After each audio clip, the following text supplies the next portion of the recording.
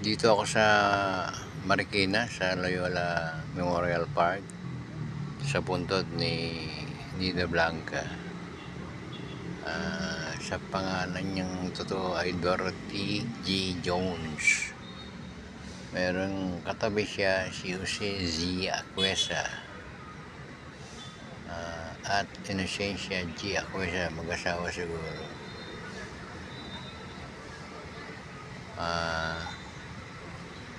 Namatay si Nina Blanca noong January 6, pinanganak siya January 6, 1936, namatay November 7, 2001.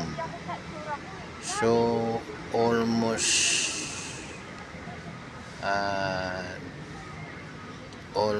24 years na siyang namatay pala. Tagal na pala. Kayo po ay nanonood sa Nilo's na TV. At meron pa isang akong TV sa YouTube, ang Danilo Dizon TV. Pakisupport lang po. Maraming salamat. Maraming salamat sa inyong panonood. God bless.